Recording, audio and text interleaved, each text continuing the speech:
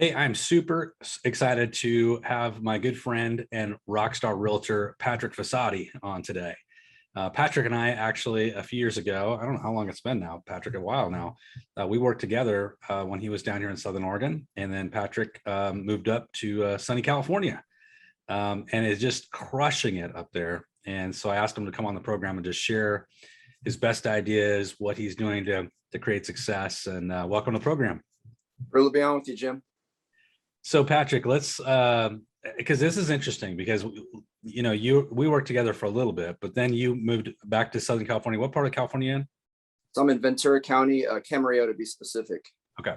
But when you moved there, I mean, I don't think you knew a lot of people. You might have known some people, but I mean, you're fresh to real estate in that market for sure. So you go in cold to that market, basically. How'd you get on your ground? Because you're crushing it now and it's not been that long. So what did you do?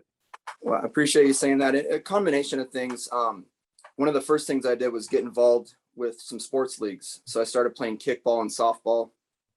So obviously I started to make friends through that and was never the kind of guy to like throw the real estate stuff out there. But naturally, you start to make friends. You're seeing them on a regular basis. You're seeing them typically every week, maybe on the weekends. Yeah. And naturally real estate eventually gets brought up. So I started doing deals with a lot of my friends through that. And then just kind of jumping on the online leads, which I've been a big proponent of for the last several years, and kind of just slowly built that over time. Awesome. So you got involved. And I think that's a big thing that a lot of agents don't do is they don't look at community involvement as a way to build your sphere of influence and grow. I mean, I think a lot of times people just want that instant gratification of like an online lead, which is nothing wrong with online leads, but you also got to have some just building relationships too. But before we just hopped on the program, we were talking a little bit about your focus, what's been your focus over like last year or so, which is, reputation and, putting out creating great relationships with your peers. Talk a little bit about that.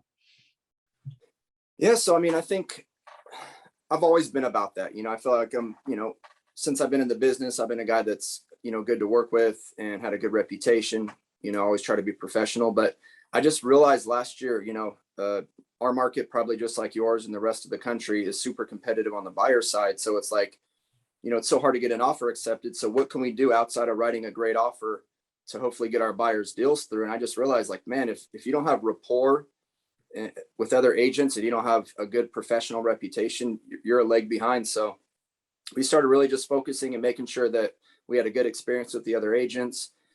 And then even small stuff, man, it's like now when we close a deal, if we had a good experience with the other agent, we'll send them a closing gift. You send a nice written note card. Hey, thank you so much for working with us. You guys were a pleasure, best to you and your sellers or whatever. Send them a bottle of wine, a gift basket, something like that. And it really comes from a genuine place because, as you know, it's hard to get offers through in this market. And we appreciate when people want to work with us. And I felt like there was a lot of deals I did the last 6-7 months where the agent flat out told me, hey, I know that you're easy to work with. You're a good guy.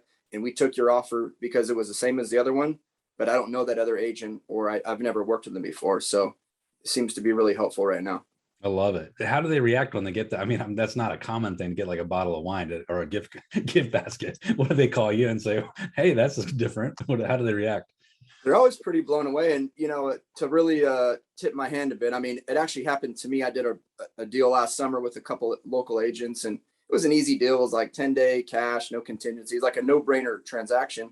Right. But a couple of days after we closed, I get a little box in my office with a couple of brownies and a nice note card. I'm like, dude, that's so classy of them. So I kind of just basically stole their idea and ran with it. You modeled it. I love it. But that is a great idea. Yeah. And so is your business more buyers, more sellers, about an even split? What does your business look like? So last year, for whatever reason, I did a lot more buyer deals. And, that's not typically what most agents want to be doing, especially 10 years in. But for whatever reason, that's just kind of where the direction my business went in. In a lot of ways, I kind of hung my hat on that because, obviously last year and more so this year, but it was hard to get offers through. So I was like, that's cool that I'm excelling in a tight, buyer's market. Yeah. We're getting through. Now, looking into 2021, we've kind of shifted our focus to be more, seller minded and seller focused. So I've had a lot more listings this year, but I think we're probably at about a 70-30 listings and buyers this year. What's your approach? Because it's a competitive market, but the market's starting to shift a little bit. We're starting to see some shift out there. What's your approach? Just because are you competing on these listings? Are they referred listings or what? A little bit of both, man. I mean, pay for a lot of buyer leads. So typically, or not, I shouldn't say typically, but sometimes, you go meet with this buyer and they're like, well, if I buy this, I need to sell my place. So that's usually kind of a teed up deal. A lot of personal referrals, past clients have been kind of starting to come together. So a combination of things there. Are you coming in with like a pre-listing kit and a listing presentation full bore, or how do you approach a listing? Yeah, so that's been one really cool thing this year is I finally, again, 10 years in, I finally hired an assistant. So what started to happen is like all these things that I should have been doing years ago are finally getting done. I mean, we've been pushing our branding a lot more, and then a lot of other things as well that I could talk about. But we've been really focused on the marketing. And my assistant Tiana, she's amazing. She's really good with Canva and with some other programs. So we have such a clean branded listing presentation now that when we walk in there, we definitely look prepared, and it's some nice stuff to give to the seller. So you're wearing your hat right now with the brand of what you have, the F, which is Fossati, right? So, and if you can't quite tell from a distance here, but the F is super cool because it's in the shape of a key, which is super awesome. I thought that was a brilliant marketing. I appreciate it. I'm probably the least artistic person on earth, but somehow I dreamt this up a couple of years ago when we're finally putting on some stuff. So it's been fun. What is some of the, you mentioned Canva, what are some of the tools that you use in your business to run it? So again, kind of in line with just really improving our operations this year, I've put some stuff in place. We signed up for the Chime CRM and website back in January, and that's just, man, that's been a blessing. It's such a nice system to work out of. Obviously, everything's all in one suite. It's got a mobile app, and the buyers and sellers really like it because I don't have to go on the MLS and set up prospecting searches anymore. It's all done through that particular portal. So you got everything kind of in one place. And then beyond that, I'm trying to think, beyond normal stuff, but go ahead. Do you use CRM, or is it Chime? You're using Chime as your CRM? Yes, sir. Yeah, it's a CRM website and all that other stuff. So I've actually looked at the Chime platform, great platform. I think one thing that people might be challenged by is that, it's an investment. It's not inexpensive. So, I mean, did you have to talk yourself into it? I mean, because a lot of people are like, whoa, I don't know if I can swallow that number.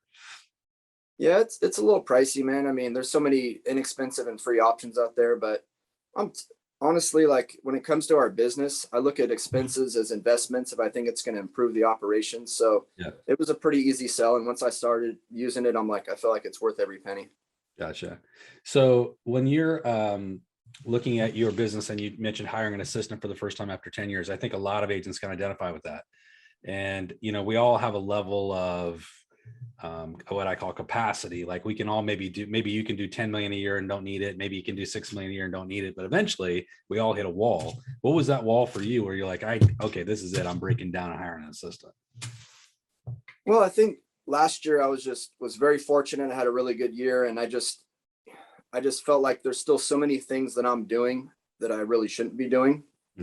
Not the best use of my time, and just decided to kind of roll the dice, man. I mean, even being in a good spot, financially and how my business set up, it was still a little bit of a scary thing, but I'm the kind of guy, I don't really mind the idea of doing something that's a risk or that may or may not work out. So I just kind of rolled the dice and went for it. And it's obviously been worked out really well. Did you hire a full-time assistant straight out, or did you hire part-time? She is 4 days a week for 6 hours. So I guess it'd probably be on the part-time side of things. Yeah. And just works for you, no one else? Yep, just me. Yeah, nice. Now, and you also hired a buyer's agent this year, right? Yeah, I'm on the process of starting to onboard her now. So that's pretty exciting as well too. Nice. And the latest thing you're doing, which I just caught last week, which is exciting, is you're rolling out your own property management firm. So what was the thought process behind it? Why are you doing it? And what do you see as the future for that? Yeah, so a couple things. I mean, I think where the idea first blossomed was a couple of years ago.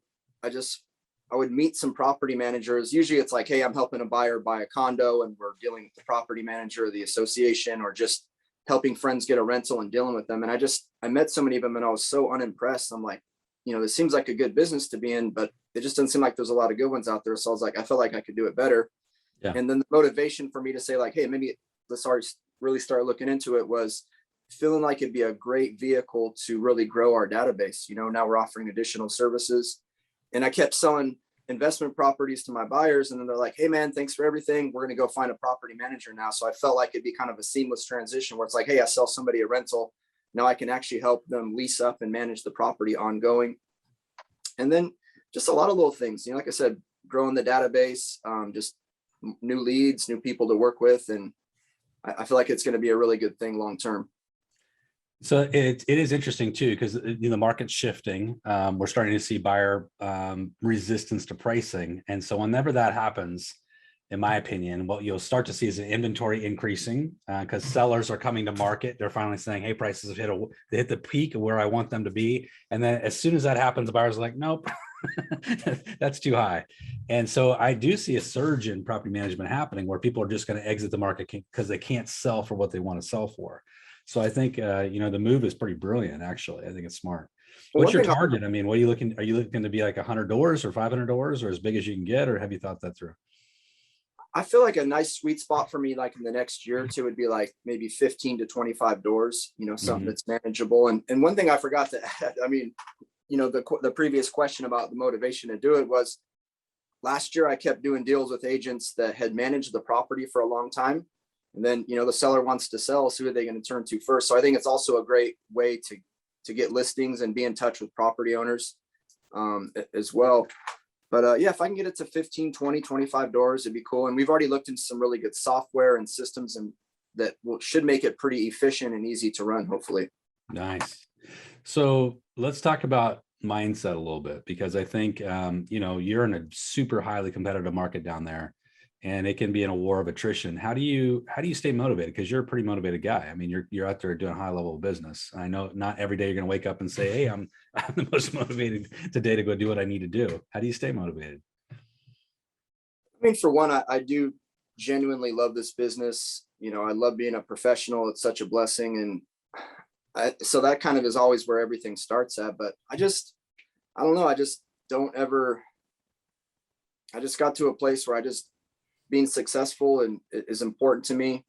And, I grew up with such a great family, but, we weren't, in a good spot. So like growing up like that was also a big blessing, because never wanting to go back to that and wanting to just, live a comfortable life is a big thing. And honestly, I just care about people. So, on the business side of things, I just care about people, and I never want to let people down. So I think that just drives me just to get up every day and just do what's got to be done to take care of my clients. Warren Buffett said, when you have the PSD designation, you're normally a hard worker, which is to be poor, smart, and driven, which I think that definitely helps. It's funny, people that I grew up poor too. So it's funny. Some people are motivated by the carrot and some people are motivated by the stick, eating at a 5-star restaurant versus just eating. Sure. And I think I'm motivated by just eating. And I don't, that's like a driving force behind me. And it sounds like for you too. So let's talk tactics and just strategy overall. Are you working your sphere of influence as well? How are you managing that? Yeah, a combination of things. I mean, keeping in touch a lot better this year with the sphere of influence. And honestly, not to tie it back into the assistant, but a lot of credit to her that we've like set up a lot of different campaigns and systems to keep in touch with them pretty easily. So that's been really cool. And then again, the online lead thing is still a big part of my business. I got a pretty heavy Zillow spend, and I'm on Realtor.com and some other portals. And then we're starting to market a lot more, just trying to turn that one listing into 2 or 3 perhaps in that neighborhood. So we're being consistent and really targeted with that kind of stuff. Mm-hmm. And then social media has been something that I feel like I've really scaled up the last couple of years of just having regular content and regular postings, and a nice combination of personal and business things. So it's never too salesy or too saturated with that kind of stuff. But I think the social media has also been a really good thing for us the last few years. I was going to bring up social media because you are and if you don't follow Patrick, you should, so go find him. But he's got a great presence, always professional, but very thoughtful. And authentic. I think the authenticity is something that most agents don't do, because they're always trying to put up like a front. and it's like trying to be Instagram perfect or something. But when I look at your posts, they're always, very thoughtful and very authentic to who you are as a human being. So you get a lot of engagement. I mean, when I'm looking at your engagement levels, it's high on almost every post. Do you have like in your mind, do you think, hey, I need to post every day, or does that even come across your mind? Or are you just posting organically? Yeah, I think it's organically, and I appreciate acknowledging that. I mean, I love like the story of each deal and each person, and kind of sharing that with people, because I think a lot of times our peers or the public thinks our job is easy, or it's this or it's that, and I kind of try to give a glimpse behind the scenes of sometimes what a transaction's like, or how I met that client, and just kind of share how things went, and it does seem to create engagement, and people seem to like that kind of stuff. Yeah. And so are you also adding in a video to your whole kind of process, or not yet? That's one area, and I know you're so good at it, man. So I hate to tell you, but yeah, that's one area I think we still need to improve in, is just doing more videos to really create an even deeper connection with people, Yeah. What platforms are you using? Because I see you on Instagram all the time, but are you Facebook, Instagram, the standard, TikTok? What are you doing? Not pretty TikTok, obviously, because you're not doing a lot of yeah video. yeah pretty basic. I think I have an Instagram. I think they call it a creator page, where you can have kind of a little bit of business, a little bit of personal. So I have my Instagram page, which I post to pretty consistently, and yeah, then we have a Facebook personal page that gets syndicated, of course, from Instagram, and then we have a Facebook business page on top of that. Are you conscious of adding like an audience group? I mean, audience build on that? Are you trying to push that audience build? Is that on your mind at all, or does it just happen all organically? All organically. And how big have you gotten? I think on Instagram I'm only about 1,000 followers, and then Facebook friends I'm a couple thousand. The Facebook business page isn't where we want it to be, but we're kind of working on that right now.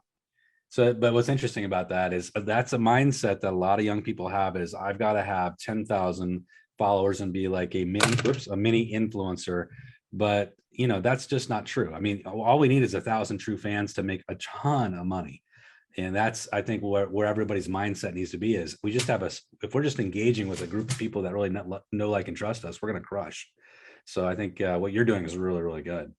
So let's talk about online leads, because I think a lot of people right now are moving away from online leads, and it's interesting that you're still leaning into it. What is your process for online leads? How are you successful with that when so many people are feeling like this is kind of going the wrong way? Well, full disclosure, I'll start by saying, man, I'm constantly torn, especially, with Zillow, that I think every agent out there feels like they're on the verge of just cutting us out of the game. Yeah. But, for me, I realized years and years ago, I mean, it started in my time up there with you guys in Oregon, where I came to a market where I didn't know anybody as well. And I'm like, I've always felt like, man, if you have people to work with in this business, that's the most important thing, obviously. Right. And I'm just up there. I was like, that's what I got to do, is start paying for online leads. And it worked out okay for me. But yeah, we're on Zillow, and our process is, now they kind of live connect you directly with the consumer. And I'm always the one that tries to take the call. And I usually will set up at least one appointment and meet with them, because I feel like, rather than running them through the gamut of questions outside of like, hey, are you working with an agent, or this or that, let me go meet them in person and build that rapport. And I always feel like I'm going to have a pretty good chance of working with them from there. And then the CRM and the website has been really good for retention, where, rather than just forgetting about them if my follow-up isn't what it needs to be, we get them on different market alerts and stuff, and they keep in touch. And I've had leads 4, 5, 6, 7 months down the road that I met, earlier this year, that we're working with because we kept in touch with them through something like that. Are you, so when you get a lead, you're incubating them through the Chime platform, placing them in there. So, but are you tracking your conversion ratio? Are you able to say, hey, for every 100 people I get through Zillow, I'm closing 10%, or do you have any kind of number around that? Honestly, I'm not good at that kind of stuff. Okay. I hate to admit it, and I try not to. Most people aren't. I've had a busy couple of years, but man, I'm so bad at tracking and all that kind of stuff. I mean, we're doing a lot more of it now, but I'd be lying if I said that I closely track all that type of stuff. Well, it must be producing it well enough that you still keep paying for it then. Yeah. You're able to say, hey, this is making me enough money that at least makes sense, right? ROI is definitely there for sure. Okay. And that's the key with, I think, a lot of agents that are watching this is, different markets are unique. So every market, maybe where maybe Patrick's approach or his style is leading him to having a good ROI. But a lot of agents across the country, that's not the case. And so you got to be careful that, you're getting a good ROI on this stuff. And that's really important. But I do like the idea that, we have to start with a client, and sometimes paying for that client's not necessarily a bad thing if you're new to a market, for sure. I mean, I think that's true. I agree. And one thing I'll say is, like, the last couple of years, I'm so focused on long-term everything. I'm not about instant gratification. And I look like, or I always feel like if you meet somebody and you work with them, or you make a good impression, even like that one lead that you pay for and close a deal with, it could be, as 5, 10, 15 deals down the road if you really take good care of them. And I just look at everything as a long-term investment as well. Let's talk about that. So when you close a transaction, if I close with you, Patrick, and you sold me a house, what happens next? I mean, are you mailing to me once a month, or am I in like a drip program? How's that work? Yeah. So again, with the improvements we've done this year, so, our past clients in Sphere are getting, regular emails, just like a market report for their neighborhood. Every month? What's that? Is it every month? I do it every week. Oh, every week. I love it. Okay, good. Yeah. Perfect. Yeah. Set it up through Chime. It's super easy. We're doing like one of those branded magazines to all of our top past clients, where that shows up every 2 months. It's got a picture of me, recipes, all that kind of stuff. And then I'm just, setting reminders to call and text people. Just, not even real estate related. Hey, just checking on you. How's the family? How's the house? I love it. We're doing really nice branded gift baskets and gift packages for people, so that we have those items that they're going to constantly see us, if it's a glass or a beer koozie or something cool like that. And are you delivering those or sending those? Typically delivering them at the closing. And yeah. Okay. And then with the market updates that's coming through Chime, is there anything else outside of that's happening? I mean, is it a system where it gives you like 5 people to call a day, and then you're just making those calls a little reminder ticklers? I usually will set one day out of the month where I'll just call or text past clients. And you can, set that reminder through Chime as well, and just kind of sit down for a couple hours and knock that out every month. Love it. Now, you mentioned something I think is super important too, which is every listing you're taking, you're trying to generate 2 or 3 more transactions. That's been your new focus out of every listing. And I think that's a missed opportunity, especially in a busy market where listings are selling in the first day or two. How are you doing that? I mean, are you marketing to the neighborhood, and what are you doing exactly? Yeah. So we're doing, sending out we use that company called CoreFact for the postcards, and it's going to be similar to a just listed postcard campaign, but they have basically they generate like a little map where people can check their value with probably some real basic, valuation tool, but you get an email if they happen to look on there and check. So it's kind of a follow-up to, but we're just doing a just listed. We've been actually thinking of doing a one, in escrow one, just to kind of see if it improves our conversion rate. And then obviously it just sold. And then we're also doing Chime allows you to do a seller campaign that kind of will promote the listing through Facebook, so that people are kind of in that same geographic area are seeing you as well. And I just think I've been really mindful this year about realizing that multiple touches and stuff that's more targeted is where we're going to get the best results from. Yeah, it's being more granular instead of wider, being smaller. I think that's really smart. Definitely. Do you do it on the buy side too? Like if you're selling a house, because some agents are doing that too. They'll target that market where they're selling a house. So same thing. Me and Tiana, my assistant, talked earlier this week where we are going to start doing one, on the buy side as well, and create something that's obviously targeted towards sellers, but just a piece that, like I brought the buyer kind of thing, right? Yeah, represented the buyer, but are you curious about what you place and sold? We're going to start doing those on our next closings. Where are you at with and what's your process for getting reviews and recommendations? It's a big missing component for a lot of agents.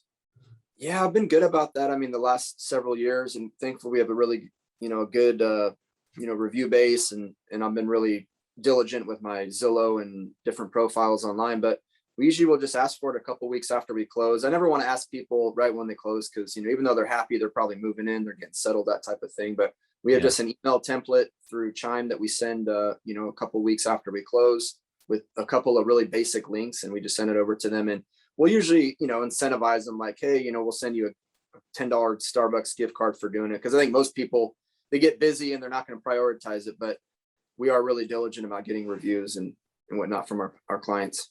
I love it. Yeah. I mean, a lot of people don't incentivize it. I think incentivizing it is a smart idea because you don't do what you don't prioritize. And I think that's really smart. Do you give them examples of what other people have said about you? I mean, we're doing it now, just like all of our initial marketing pieces to them. Like we have a really nice bio sheet that Tiana did for me that we give out to our buyers and stuff that has some of that stuff in it already. But that's about it right there. So with reviews and recommendations, where are you pushing people to? Are you pushing them to Realtor.com and Zillow because that's where you're paying for leads? Or are you pushing them to Google Business? Where are you pushing people? Yeah, we like Zillow is definitely the most important one, but then yeah, Realtor.com and Google as well. And I found outside of that, there's not a lot that I've come across that are worth focusing on, but those three seem to be pretty good. Those are the big ones. Okay. Yeah. Now, are you doing other kinds of like events for your sphere? Or do you do you do a client appreciation event? Do you do anything like that? I'm gonna launch those next year. I mean, I wanted to start actually doing them last year, but for obvious reasons, we didn't do it. Right. We're already planning some stuff for the spring where we're gonna have a nice client appreciation party for sure. Yeah, nice. And I know you're social, so you're out, golfing and doing all kinds of things with your core friends and core group. So is that do you consider that work? Like, hey, I need to network this week and do a couple meetings, or you just consider it fun and it leads to business, or both? Yeah, I mean, I think just kind of the way I live my life day to day, has a lot to do with my business as well. And I do try to go golfing with past clients just to keep in touch with them. And normally it makes them want to do business with me less because I'm such a bad golfer, but I'm still out there doing it. But yeah, golfing, going out for past clients for beers, for lunch, all that stuff's really important to me. And I think it really does impact our business in a positive way. So let's kind of clean the slate here. So let's assume that for some crazy reason, you got a wild hair and said, hey, you know what? I'm going to move to Phoenix, Arizona and restart. What would you do landing in a new city, restarting your business? I'm just curious for agents that are brand new or agents that are experienced that just kind of need to push the reset button. What would you do? And how would you maybe do it differently? Yeah, a combination of things. I mean, one thing I didn't mention earlier that I started last year, even though I was an experienced agent, I think it's equally as valuable for a newer agent and something that I just kind of believe in. But, I would start basically a business networking group that you kind of hand select people. I mean, so what I did, and before Tiana started working for me, her and I have been friends for many years, and she's like, you need to start that group. So it was me and her. She was in merchant sales prior to coming to work for me. And then my lender, and then an insurance guy. Cause if you're working with buyers, every single client needs an insurance policy. So it's like, we would just meet once a month. We go out and have some food, have a couple drinks, and we would just talk about business and then just kind of create an environment where we're referring business to each other. So I think aligning yourself with other professionals is super important. So that's something we've done. And I think it would work in any marketplace, and something that's really valuable for a newer agent. If you're a new agent, find that newer lender, that newer insurance guy, and say, hey, let's build our businesses together, and just start meeting on a regular basis. So how many people are in your group? How many so you sounds like you did that. How many people are in your group? I think we have 6 right now. That's a lot. I mean, that's good. Yeah, it's cool. And we meet pretty consistently. Usually try to get out once a month. And the goal when I first started was, let's all bring one good idea to the table. Let's bring one story or something that we're doing in our business that seems to be working well. Because, a lot of concepts are going to translate from one industry to the next. So we just kind of just iron sharpening iron and just sharing a lot of really good ideas with each other. Love it. So one thing you do is build a business networking group right out of the gate, right? Yeah. And then I think, a lot of the old school stuff, if you're a newer agent in a new marketplace, I think a lot of that stuff still works. Now we're obviously getting back into open houses. I think that's really important.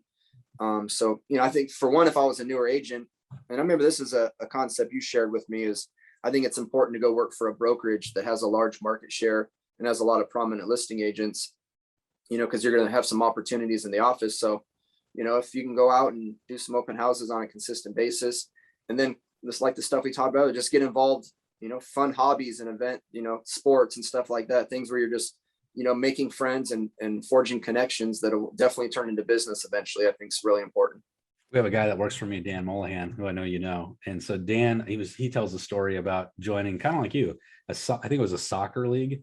when he first got in the business, and he sold 11 of the 13 guys a house, and so it's kind of this a very similar kind of approach, which I think is really, really smart, really, really wise way to build your business. But the business networking group, another guy that's done that successfully when he first started in the business, JJ Kramer, and who I also know, and JJ is one of the number one agents in the country. So that's a super, super smart. I love those ideas. What's for you? I mean, even where you're at, if you're saying to yourself, what do I want? What do I need as an agent to take myself from where I'm at, which is you're doing extremely well, to like next level? What do you see yourself as saying, hey, I got to take it up a notch? What needs to grow? What needs to change? Well, I think expanding the bandwidth and, and obviously that just comes down to leverage and delegating tasks. And, I'm long overdue. I'm finally doing it, but I think, just getting some help is super important in our business. And just being efficient with your time. I mean, one thing I didn't mention earlier that's also been a big part of our business this year and has been really helpful is, finally really developing some systems and processes, things that we're doing on a regular basis. Like, it's embarrassing, Jim. I've been in this for 10 years. I finally am just like doing a lot of templates and a lot of things like that, that it's like, when we get a new transaction, man, it just like that, everything's sent out to the right people and it's all templated through Chime. And just really having, before you get busy, set up those systems and processes so that once you get rolling, you're not bogged down with, things that you're doing over and over again that aren't already there and easy to do. So I think that's really wise because, when you look at that, the great book, The E-Myth Revisited, the E-Myth, all about building systems. And the reason why 95% of franchises are succeed and only, 80% of most businesses fail is because, when you buy a franchise, you're buying a system, which is what you're paying for. Right. So I think that's really good advice is have you built your systems? And if you have any downtime, work on some systems and processes, which I think is really, really, really smart. And delegating tasks. Let's talk about time management for a second, because what we sell really is our time, and that's what we have to offer people. How do you manage your time? Do you have a set schedule you're working every day? Do you have a set pattern you're following every week? I mean, how do you handle it? No, man, you're being fully transparent. I'm just honestly, Jim, I've always been, and I'm obviously smart with my time and I'm generous, I'm wisely generous with my time when I need to be, but I just get up every day and just go to work, man, and make sure everything gets taken care of. But I'd be lying if I said I don't time block, none of those kind of things. I just kind of get up and do it. So you just rock not to say that's the right way. I think the other way that's what you're doing now. Yeah, I get it. One thing I think is important for when you look at a lot of top producers, which is what you are, and you look at how they manage their time. The one thing that they're really good at, even though if they don't have a to-do list and they don't time block and they don't do what traditionally you're taught to do, is that they're really good at prioritization and understanding what the true priorities are, which I'm going to guess you're really good at prioritization. Yeah, I mean, I will say the one thing I do religiously is I get a white or a yellow pad the night before every single day, and I fill out what I need to do with kind of a priority of the top things up top and like this. Yes, sir. That's it. Yeah, so I love technology, but some of my tactics are old school, and I love the old yellow pad, man. It's my nightly ritual. I go through a yellow pad every 2 weeks. I love you. I love my yellow pads. And I love scratching out stuff too. It feels good. Yeah, right. Yeah, line it through. It's nothing better than that. Yes, sir. Let's talk about how you handle buyers in a market like this. I mean, what is your conversation with the buyer? I mean, are you like giving them like, hey guys, you got to understand what's happening here? How do you walk people through that? Yeah, for sure. So the last few months, I mean, and thankfully, kind of to your point earlier, we're starting to see a little bit more, inventory and a little bit less chaotic conditions with houses and stuff. But, going through this entire year, I meet a buyer for the first time and I just have that heart to heart with them and kind of just create expectations of what's going on in the marketplace, what we're going to need to do. And it's not always a fun conversation, but it's, I at least want to let them know what to expect in the market and make sure they're ready for the wild ride, that is get an offer accepted right now. Now, do you put buyers under a representation agreement, or it's more of a verbal loyalty kind of thing? 10 years, I've never done a single one. And that's not, I think, a good thing. I think it's good to have them under contract, but I've just never done it in my career. Most agents don't, but I'm just curious. Are you doing like is it conversational or is it a buyer presentation you take people through? More conversational. Mm-hmm. Okay. Yeah, the first time we go out and look at properties. Now, and with sellers, I'm just curious, in your market, are you putting people under, under a contract that's a long-term contract, like 3 months, 6 months? Or are you doing a month? Or I'm just curious because I'm seeing some people do 30-day listings now. Yeah, I've always done a 3 month for the most part on most properties. I'm comfortable, of course, doing 30 days right now with how quickly things are selling, but 3 months kind of my benchmark. Now, do you come in and say, hey, I'm just curious about your approach. Are you coming in saying, I'm going to do, videography on your listing, obviously professional photography on your listing, and then do you have a marketing plan behind it, like, or a staging services? I'm curious about how, because you're in a super competitive market in LA. So, I mean, what are you offering sellers to get their listing? Yeah, so I mean, we in our listing presentation now we kind of have a, I forget, it's 25 or 30 things that we're doing to promote the listing, and thankfully now I have the support with Tiana to get all these things done. But yeah, man, the things you just mentioned are all happening, and we have it all laid out and make sure that we deliver on that. Do you pay for staging for your clients? I do not, no. No. So do you recommend it and then they pay for it if they Yeah. want it? Okay. Mhm. Yeah. And with sellers, I know it's a competitive market. Are you dealing with a lot of discount companies out there? Yeah, man. I mean, I lost a listing last week because I wouldn't go below my, my normal 2.5. So I think that's the expectation, is a lot of sellers want a discount, and that's obviously a conversation you could fill an entire show with on your podcast. But we have enough things going on. Thankfully, right now we're being pretty, pretty strict with our commissions and not trying to farm too much. Yeah. What do you say to somebody that says, hey, will you discount? Do you just say no? Or what's your conversation? I'm really tactful about it and polite. That's always my style in general. But I don't know. I mean, I saw one of your videos you posted the other day, just kind of that conversation with them, like, hey, other people will do it cheaper, but is that somebody, they're going to drop their commission? Are they going to fight for the highest offering price on your house? And is the service going to be there? So like, I think it's just really selling, our services to them, and, kind of giving them that peace of mind, and then hopefully having the reputation to back it up is kind of the approach we're taking with them. Yeah. Yeah. I think that's smart. And, people are, you're going to attract the people you want to work with most of the time. And there's people that are chasing a deal maybe aren't the people you want to work with sometimes. Absolutely. That's what I find.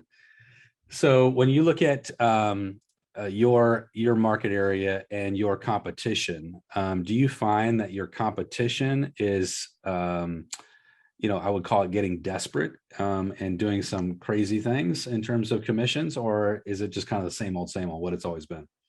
Yeah, I mean, I think there's a lot of agents right now that aren't super busy, so they're going to probably, lower the commission just to get the deal. And then, in every marketplace, we're seeing more of these discount brokerages coming in, which obviously may change the commission model over times. And again, that's a whole nother conversation itself too. But there's plenty of that out there right now for sure. Do you guys have iBuyers in your market? Like, Zillow buying houses in your market, Open Door?